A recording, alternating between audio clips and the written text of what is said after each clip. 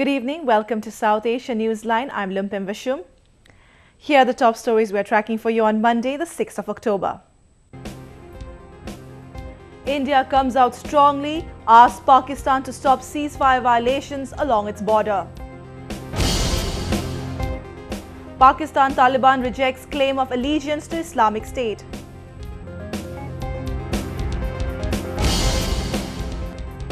And Muslims across South Asia celebrate Eid-ul-Zuha.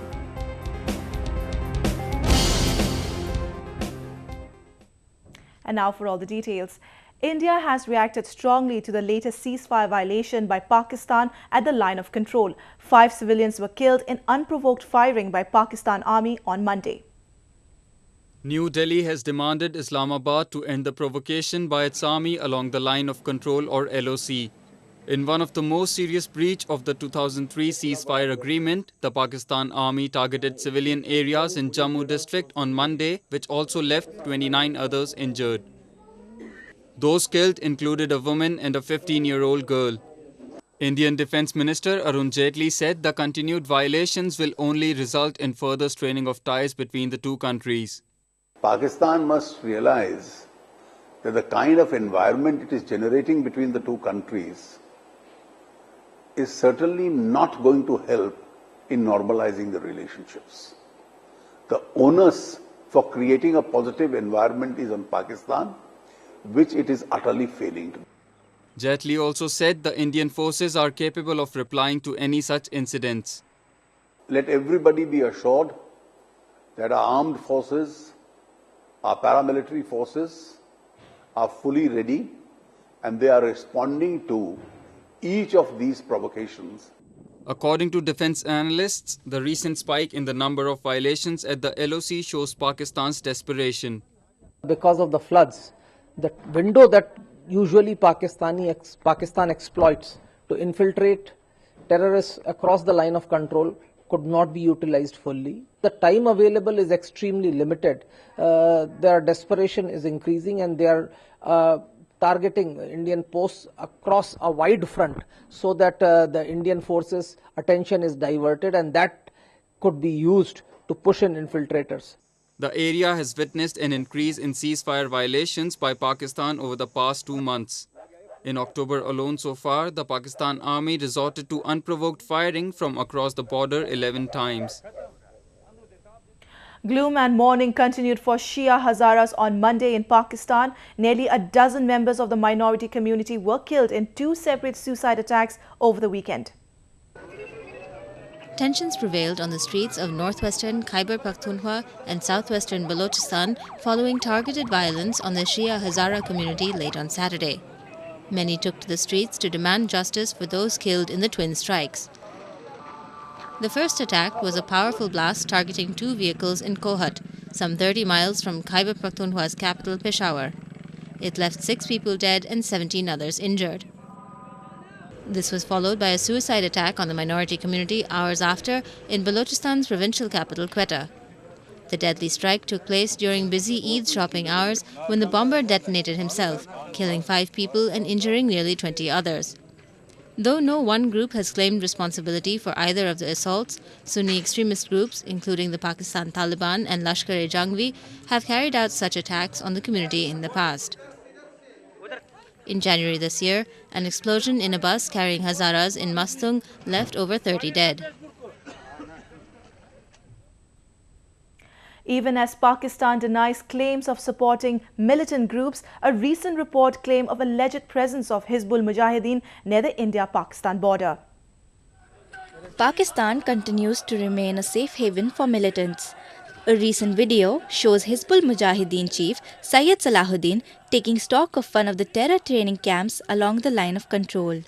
The dreaded militant has been accused of training young recruits in the border region to unleash violence in India's Kashmir Valley.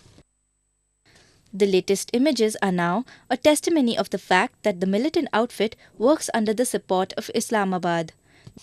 Defense experts said Salahuddin's visit was arranged to strengthen the proxy war against India.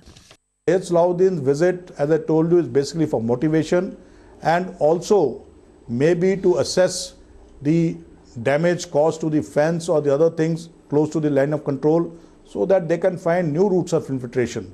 There are two types of camps there.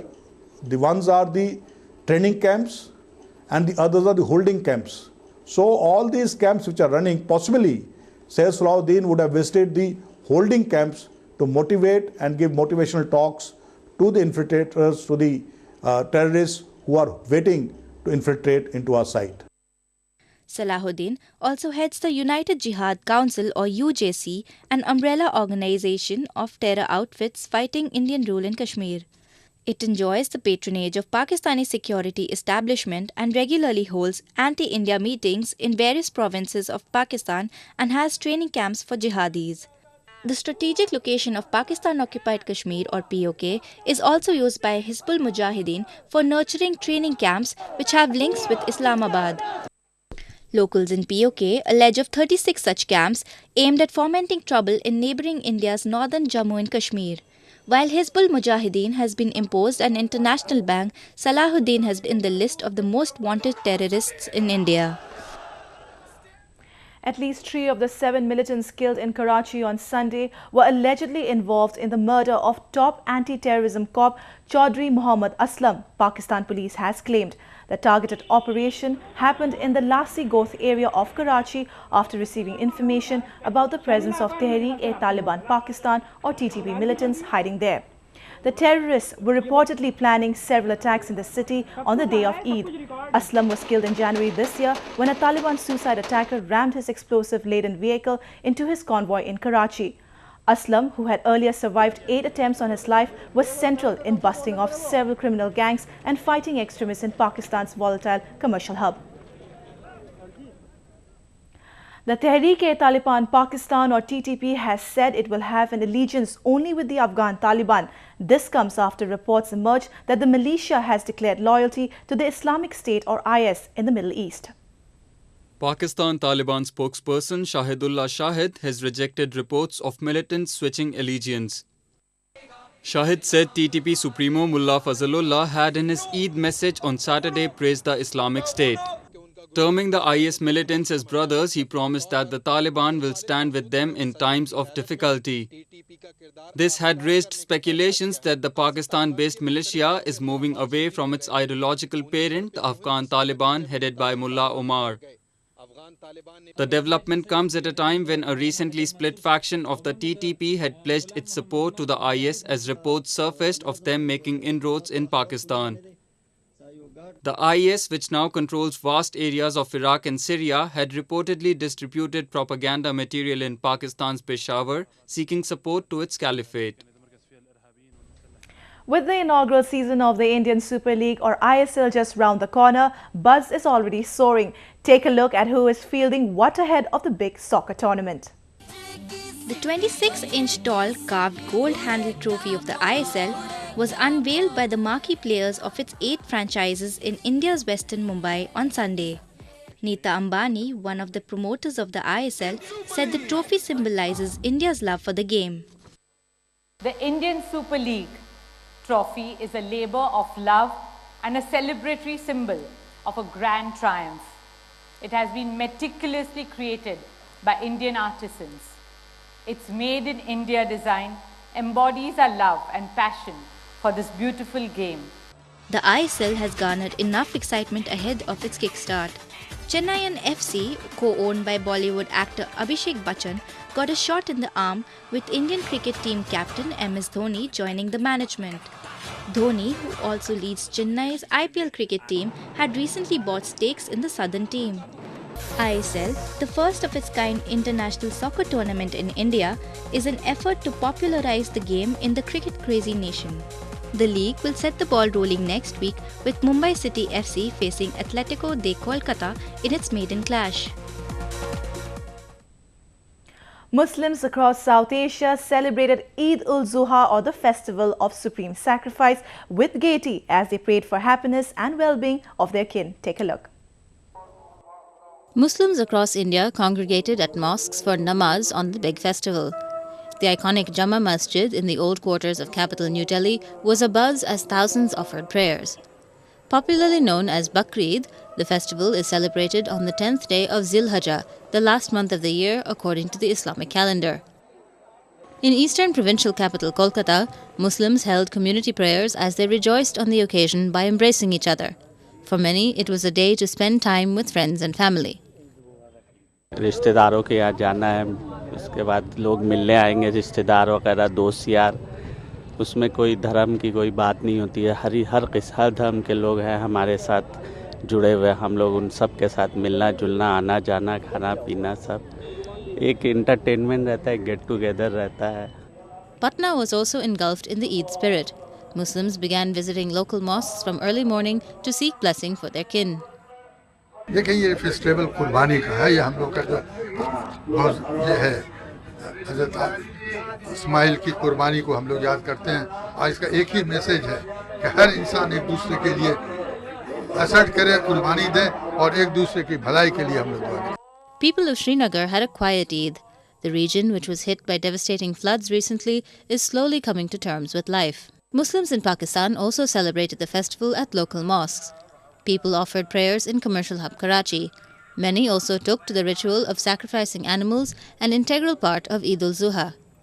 The festivities were no less in Bangladesh too. Residents of capital Dhaka streamed into the national mosque, Baitul Mukarram, for prayers. Public transport in Bangladesh was stretched to its limits, with commuters flocking on trains and ferries to go to their ancestral homes for Eid. কিছুক্ষণ আগে আমরা ঈদের নামাজ শেষ করেছি এবং বাসায় গিয়ে আল্লাহর নামে কোরবানি সম্পন্ন করব এবং কোরবানির পরে যারা গরিব দুঃখী আছে তাদের মাঝে মাংসটা বিতরণ করব এবং আমরা সবাই ঈদের খুশি ভাগাভাগি করে নিব। Afghanistan celebrated Eid on Sunday. Newly elected President Ashraf Ghani attended special prayers with other officials at the Presidential Palace Mosque in capital Kabul. He called for peace and brotherhood. Eid-ul-Zuha marks the willingness of Prophet Ibrahim to sacrifice his son in obedience to the Almighty. God intervened to provide him with a lamb for the sacrifice instead. Well, that's the way it was in South Asia this evening. Before we conclude the top stories once again.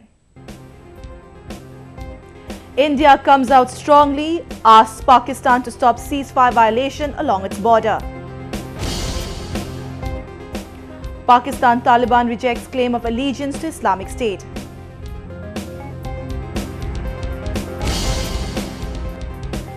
And Muslims across South Asia celebrate Eid-ul-Zuha.